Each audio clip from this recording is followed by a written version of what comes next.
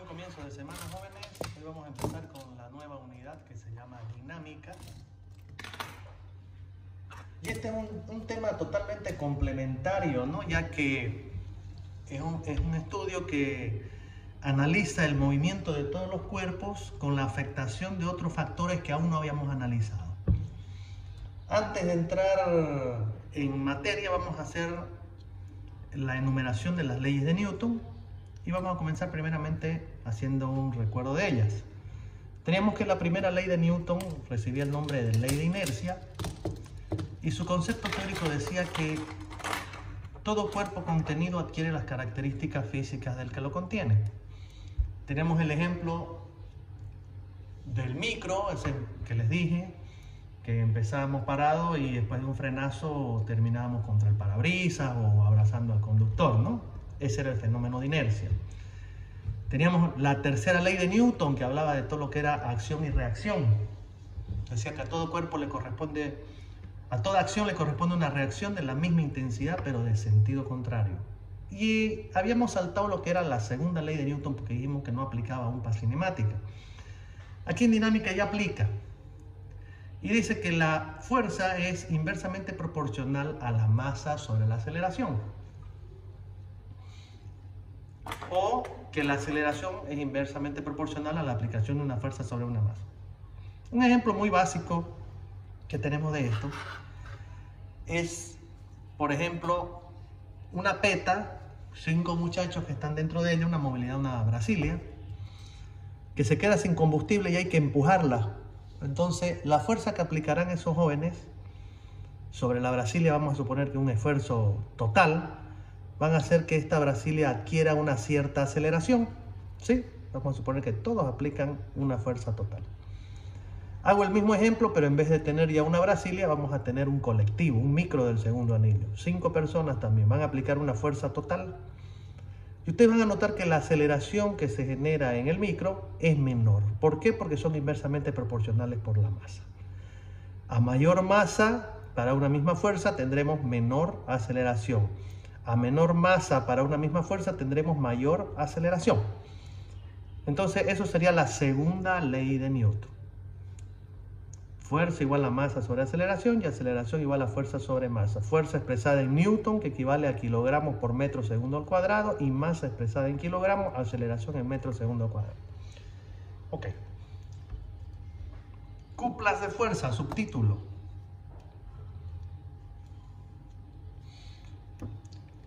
Llámese cuplas, no coplas, cuplas de fuerza a la aplicación de fuerzas sobre un mismo objeto.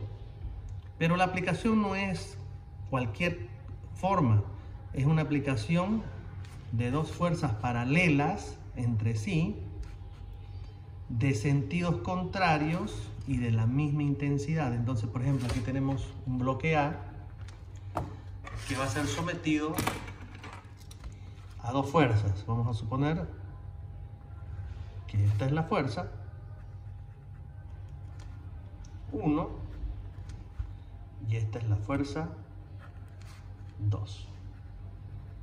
Entonces esta cupla de fuerza va a generar lo siguiente.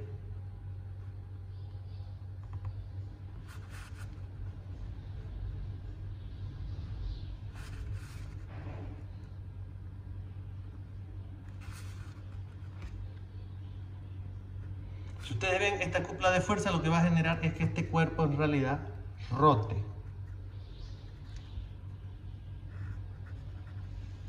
¿Sí?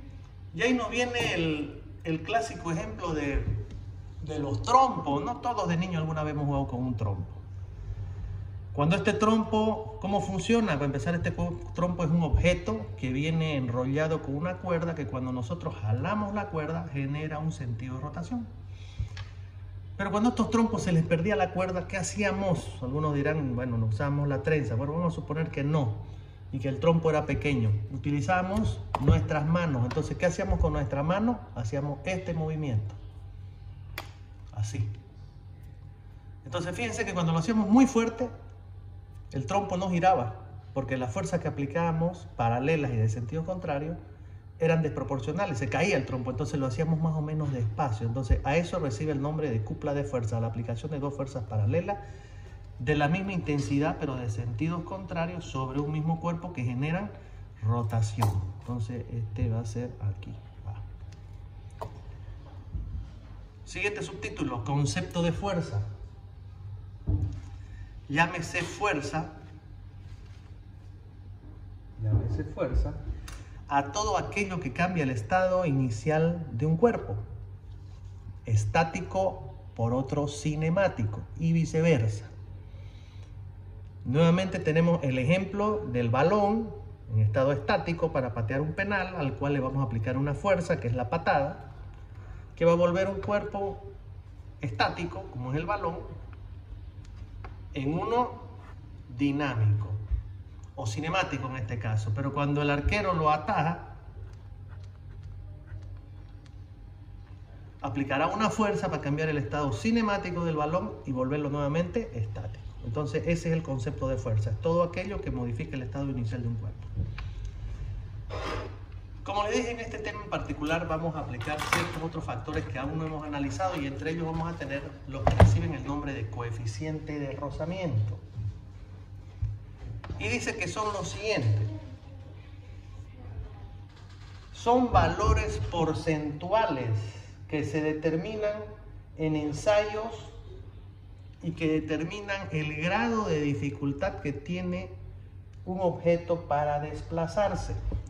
Es muy utilizado, por si acaso, este concepto de coeficiente de rozamiento en pavimento. Eso es para los que estudian construcción civil o ingeniería civil. ¿Y en qué consiste? Consiste en determinar cuán lisa es la superficie donde se desplaza el objeto. Tiene tres divisiones. Tiene una que es totalmente lisa, que anda con promedios de entre 0.1 y 0.01 y 0.1, es decir, entre 1% y 10% de grado de dificultad. Vamos a tener los que son ondulados,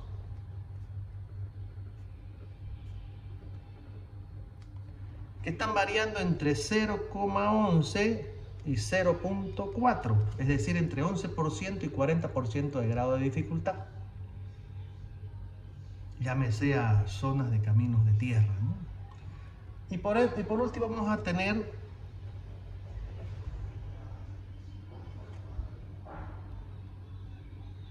los no traficables. ¿A qué nos referimos? A los que prácticamente es imposible circular por ellos, que están entre 0.41 y 1, es decir, entre 41% y 100% de grado de dificultad. Esto ya estamos hablando de lugares donde aún no se ha podido meter máquinas, donde no hay senderos ni nada. Esto se utiliza, por si acaso, aplicando un ensayo de laboratorio con unos rodillos. No es necesario que ustedes aprendan cómo se determina, porque en realidad estos son datos que yo doy en ejemplos. Yo lo doy como un dato, simplemente lo estoy dando como conocimiento general. Pero por si acaso, para que ustedes sepan a qué se refiere esto, les voy a dar un ejemplo. Por ejemplo, todo lo que es pavimento flexible, ya pensé pavimento flexible, el que es de alquitrán, el que es negro, están rondando siempre entre 0.01 y 0.1, es decir, entre 1 y 10% de grado de dificultad. ¿Y esto qué funcionalidad tiene? Dice que normalmente para zonas de carretera internacionales o centrales, del eje central, los grados de dificultad tienen que ser lo menor posible para volver un viaje placentero. Yo les voy a dar un ejemplo. Por ejemplo, Percy Fernández, nuestro alcalde, él hace un tiempo atrás inventó el famoso pavimento rígido. El pavimento rígido es uno que se hace a base de cemento. Este pavimento rígido, si bien es verdad que es muy bueno, porque 20 años no se le hace mantenimiento, a diferencia del flexible que hay que hacérselo cada 3 años, tiene una pequeña dificultad, que cuando se adhieren las planchas de hormigón, porque así funciona, una plancha de hormigón, otra plancha de hormigón, otra plancha de hormigón. Pero para unir las planchas de hormigón se les coloca en esta unión alquitrán, que recibe el nombre de junta de dilatación. Entonces, cuando uno está circulando en carretera en un viaje de más de 5 horas, ustedes en su rueda van a tener un sonido. Es más, lo van a sentir hasta en el pedal. Troc, troc, troc, troc, troc. Entonces, eso vuelve el viaje poco placentero. ¿Sí? Para Bolivia quizás sea interesante el tema del pavimento flexible, pero para el tema del turismo es totalmente el contrario. ¿Sí? Uno llega y promete no viajar más por esas carreteras. Para los que han viajado y han hecho todo el eje central o han viajado al Brasil o a la Argentina, van a notar que las carreteras son hermosas, no se siente un pozo, no se siente un hueco, no se siente nada, ¿no? Y eso es para ayudar al turismo, ¿no? Para que la gente diga que fue un viaje excepcional. Okay. Anoten como subtítulo, fuerza normal.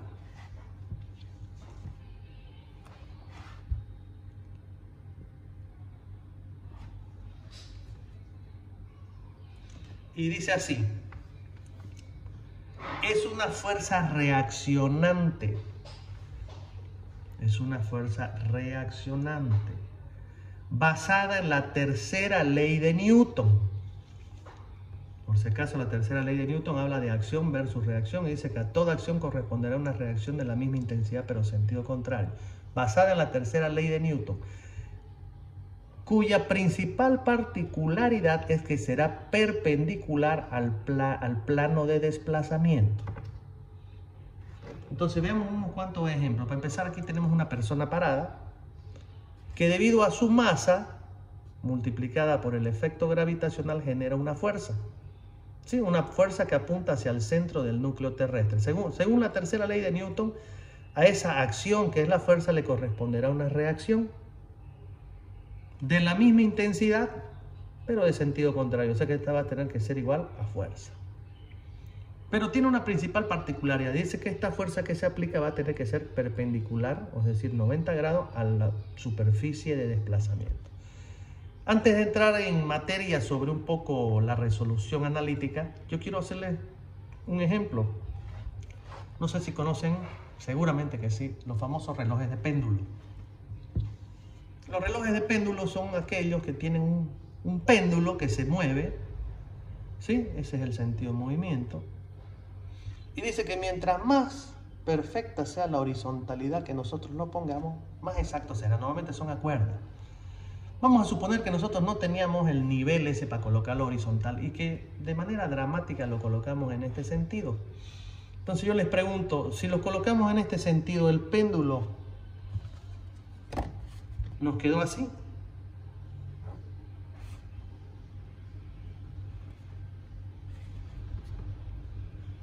Todos me dirán seguramente de manera unísona que no quedó así el péndulo. En realidad el péndulo quedó...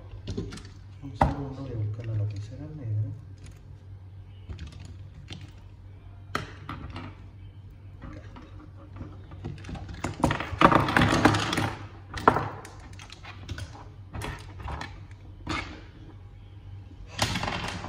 Ok. El péndulo quedó así en realidad. Este es el estado real. Este no.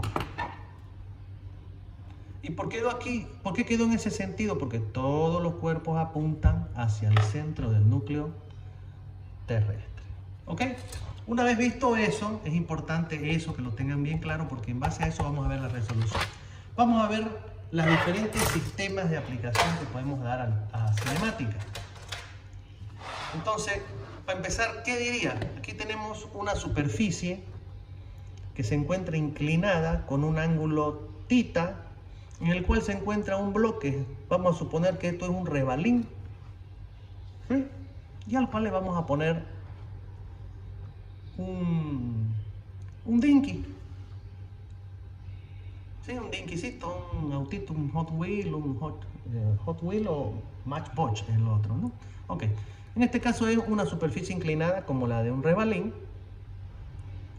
Vamos a poner que coeficiente cinético, como es genérico, simplemente va a ser coeficiente cinético.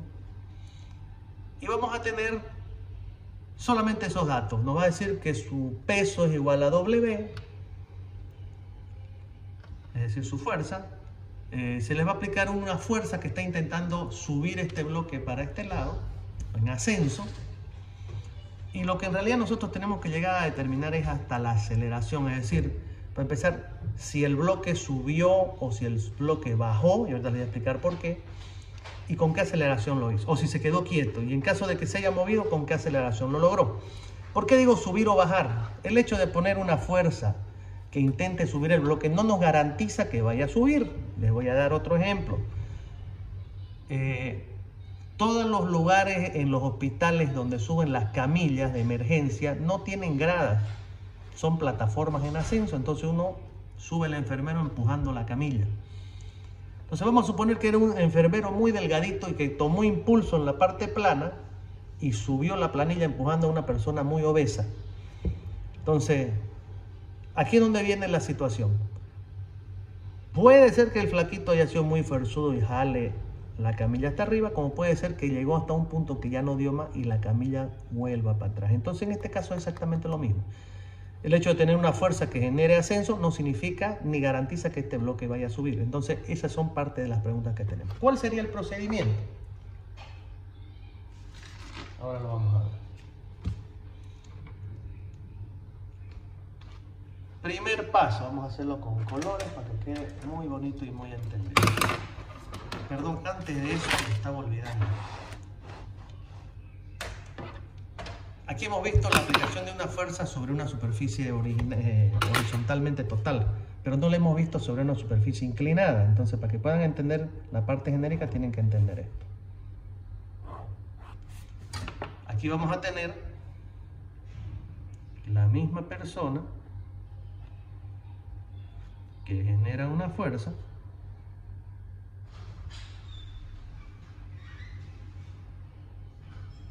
y aquí vamos a tener su angulotita. Entonces, si queremos determinar lo que es la fuerza normal, aquí nosotros vamos a tener que normal va a ser igual simplemente a F.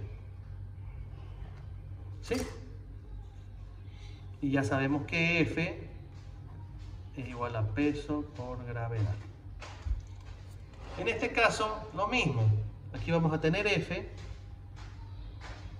Ya sabemos que F es igual a peso por gravedad, masa por gravedad.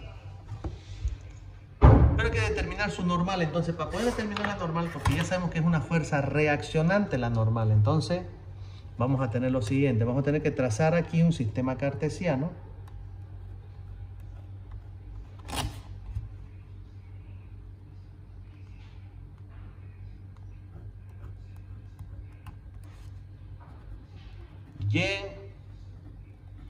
Y es una fuerza reaccionante, pero tiene que ser perpendicular a la superficie que lo inclina. Entonces, por ello, este ángulo θ pasa acá. Y esta fuerza vamos a tener que descomponerla. Va a quedar una componente vertical hacia abajo y una componente horizontal hacia la izquierda. Entonces aquí vamos a tener F vertical y aquí vamos a tener F horizontal. Nuestra normal está acá. Esa es la fuerza accionante, esta será nuestra fuerza reaccionante. Entonces, por ende, aquí nosotros vamos a tener que la normal va a ser igual a fuerza vertical. Ahora, hay que determinar qué es fuerza vertical. Si ustedes se fijan, fuerza vertical es cateto adyacente, es decir, va a ser igual a fuerza por coseno del ángulo.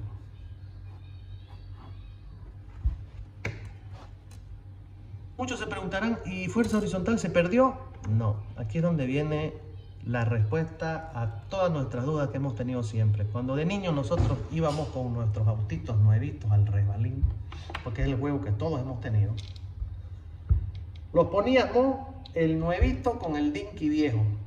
Entonces el juego consiste en sentarlos en el extremo del resbalín y simplemente dejar que ellos anden. Entonces, como estamos jugando, siempre tratamos de que el autito nuevo sea el que gane. Pero no ocurre eso.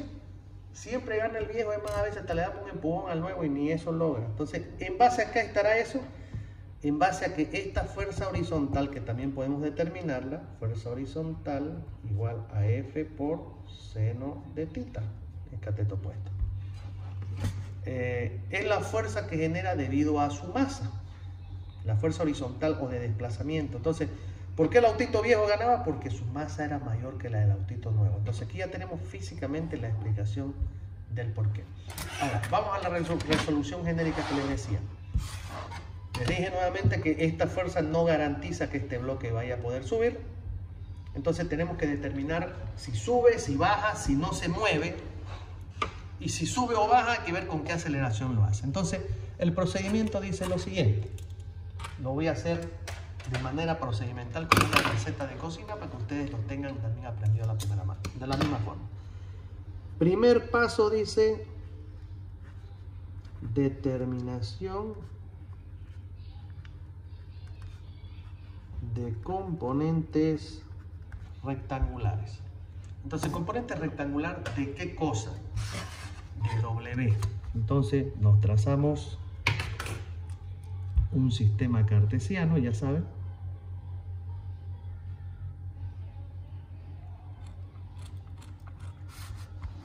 En ese punto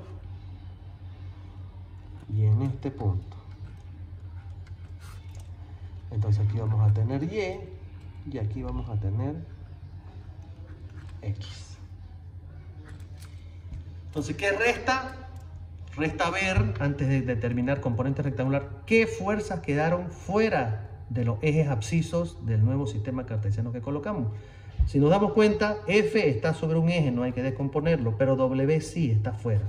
Es más, ustedes si se dan cuenta está en el 1, 2, en el tercer cuadrante, entonces vamos a tener una componente horizontal y una componente, perdón, vertical y una horizontal. Esto se va a llamar WY, este se va a llamar WX. Este ángulo θ pasa acá. Y con eso vamos a tener lo siguiente. Vamos a tener que WX es igual a WX cateto opuesto, es decir, W por seno de θ. WY va a ser igual a W por coseno de θ, es cateto adyacente. ¿Sí? No hay más fuerza que descomponer, no hay más fuerza que descomponer, y esto simplemente ya saben que lo llamamos asterisco. Antes de continuar con el procedimiento, nos trazamos un pequeño sistema cartesiano para trasladar lo que tenemos ahí de manera más clara y quizás resumida y poder entenderlo, ¿no? Porque aquí aparte vamos a tener nuestra famosa normal, siempre. Entonces, si traspasamos aquí vamos a tener, para empezar, nuestra famosa fuerza normal. Vamos a tener hacia abajo WY.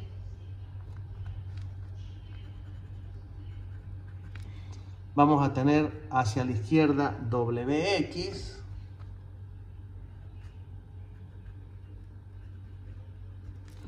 Y vamos a tener esta fuerza, que es lo mismo colocarla aquí o colocarla allá, ¿no? Que va a ser igual a F. Este es nuestro resumen de este cuadro que hemos visto acá. Con eso ya podemos aplicar nuestro segundo paso, que dice determinación de fuerza normal. Y tiene una fórmula, ¿no?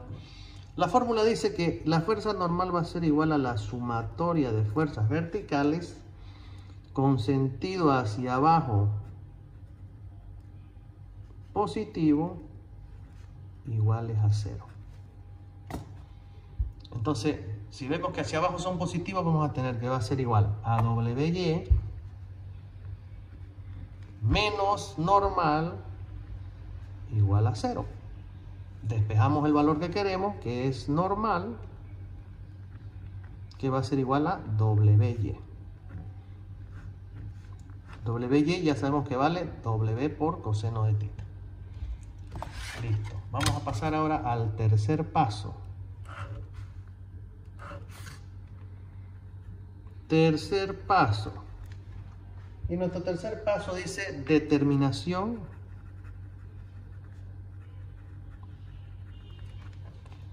de ascenso o descenso. Es decir, en este paso vamos a determinar si ese bloque sube o baja. Es una determinación, en realidad es una tendencia, ¿no? Tiende a subir o tiende a bajar. Entonces aquí vamos a tener lo siguiente. Dice, sumatoria de fuerzas horizontales. Miramos el bloque de frente y vemos. De este punto acá, eso es lado derecho. Si avanza el bloque de aquí para acá, es ascenso. ¿Está bien? Entonces, hacia la derecha, ascenso igual a fuerza parcial resultante. Ya van a entender por qué es parcial. Entonces vamos a tener lo siguiente, fuerza parcial resultante. Dice que todas las fuerzas que van a la derecha son positivas, entonces solamente tenemos F. F es positiva, WX es negativa, menos WX. Entonces, si este resultado de aquí da positivo, significa que el bloque tiene tendencia a ascender. Si este resultado de aquí da negativo, tiene tendencia a el descenso. Cuarto paso.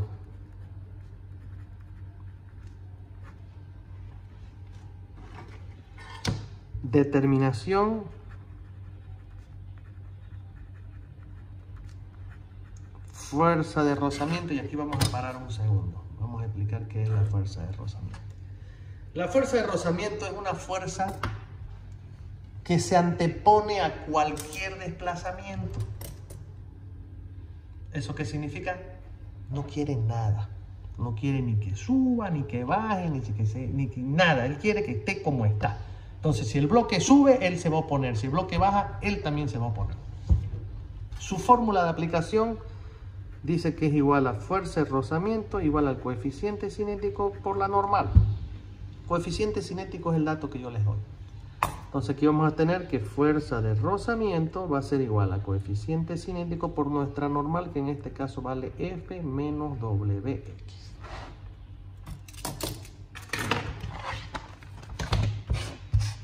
¿Sí? Ya tenemos nuestra fuerza de rozamiento. Ahora, este paso que sigue es muy importante. Dice determinación, quinto paso.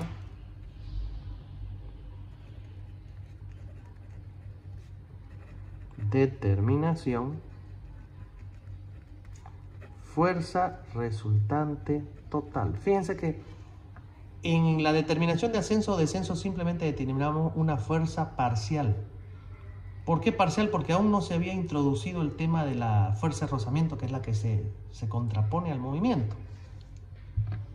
Entonces, en este caso, lo que vamos a hacer ya es aplicar la fórmula completa y vamos a tener que la fuerza resultante total va a ser igual a la fuerza parcial resultante menos la fuerza de rozamiento. ¿Eso qué significa? Que si este bloque tiende a subir, la fuerza de rozamiento va a ser así, contraria al ascenso. Si este bloque tiende a bajar, la fuerza de rozamiento va a ser así, pero en cualquiera de los dos lados le va a restar a su desplazamiento normal. Entonces, si lo resolvemos genéricamente, vamos a tener que la fuerza resultante total va a ser igual. La fuerza parcial resultante vale F menos WX. Menos la fuerza de rozamiento vale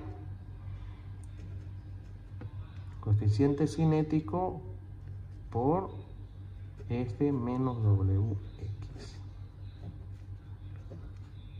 ¿Sí?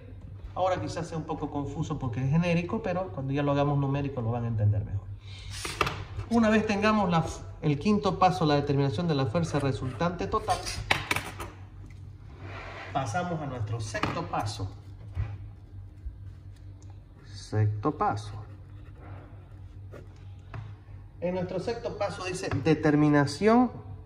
aplicación de segunda ley de Newton. La segunda ley de Newton, ¿qué dice? Dice que la aceleración es inversamente proporcional a la fuerza sobre la masa. En este caso vamos a tener esta fuerza que es fuerza resultante total. Y la masa, porque normalmente esto yo lo mando ya en peso, ya saben que peso es igual a masa por gravedad, por ende masa va a ser igual a peso sobre gravedad. Peso sobre gravedad. Entonces en este caso vamos a tener que la aceleración va a ser igual a todo este valor, fuerza resultante total, dividido WG. Ya determinamos la aceleración. Ahora, antes de pasar al siguiente ejemplo, yo quiero que tomen en consideración los siguientes puntos muy importantes. El primer punto importante es lo siguiente: nunca podrá existir una normal que dé negativa. Si tenemos un resultado de normal negativa, hay algo raro. ¿Qué significa una normal negativa? Significa que el bloque ya no está sostenido sobre la superficie. Significa que el bloque está colgado como mochila. Entonces, si eso llegara a ocurrir, hasta ahí acaba el ejercicio. Entonces, es muy importante ver esto, que nunca una normal de negativa. El tema de que salgan positivos o negativos las parciales resultantes, no hay que olvidar que ese signo simplemente denota un sentido de desplazamiento, porque no existen fuerzas negativas. ¿Qué significa? Que al momento de aplicar aquí en la fuerza parcial resultante, esta siempre tendrá que ser positiva, siempre. Y aquí viene otra respuesta: la fuerza resultante total, si diera cero o negativa, significa que no hubo desplazamiento, así la tendencia diga que sí. ¿Y eso cómo usted lo puede ver? Si yo quiero mover esta lapicera por toda esta superficie, entonces hay tendencia de movimiento, pero fíjense, no avanzó más. ¿Qué pasó si la tendencia era moverse? Pasó que el grado de dificultad era mayor a la tendencia, es decir, es muy posible que el grado de dificultad, en este caso la fuerza de rozamiento, sea mayor que la tendencia. Es como querer patinar y que nos topemos con una grada. Si no levantamos el pie nos caemos, pero si queremos que desplace normal, vamos a chocar con la grada y hasta ahí llegamos. Entonces no podrá existir una fuerza resultante total cero o negativa. Significa falta de desplazamiento y también hasta ahí acaba el ejercicio.